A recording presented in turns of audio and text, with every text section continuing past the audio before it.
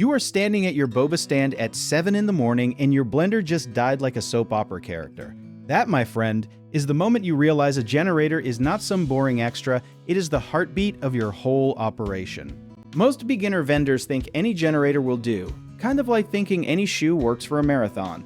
It does not, and your ice machine will absolutely let you know it is unhappy. Here is the plain truth.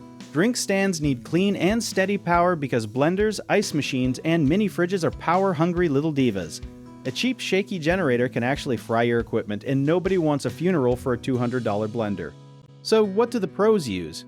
Most seasoned vendors swear by inverter generators because they produce smooth, consistent electricity instead of rough, choppy power that spikes like your heart rate during a health inspection. Brands like Honda and Champion show up again and again in vendor forums for a reason. They are quiet, reliable, and do not sound like a leaf blower fighting for its life next to your lemonade stand. Now let's talk size, because bigger is not always better, it is just heavier and thirstier. Most small drink setups run great on something between 2,000 and 3,200 watts, which sounds fancy but really just means enough juice for a blender, a small fridge, and some lighting. If you are running a boba stand with 2 blenders, a sealer machine, and a mini fridge, you might need closer to 3,500 to 4,000 watts. Skimping here is like bringing a butter knife to a watermelon fight, technically a tool, just the wrong one. Noise matters too, especially if you are near other vendors or, heaven forbid, someone's backyard wedding.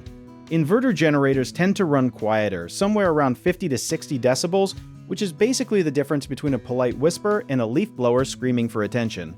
Fuel type is another decision point, and most small vendors go with gasoline because it is easy to find and refuel quickly.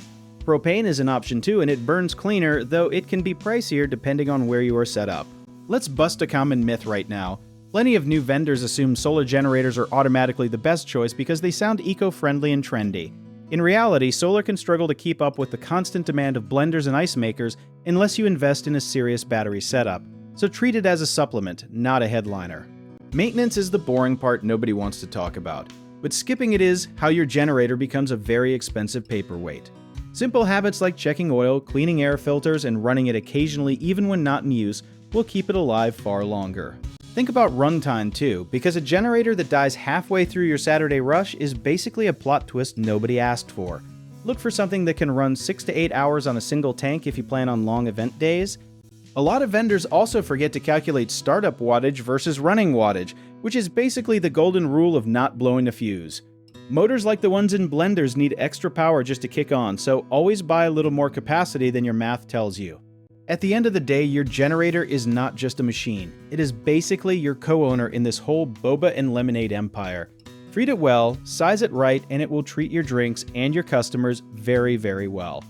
If you want more real talk on running pop-up drink stands, from pricing to permits to gear that actually works, we have got you covered.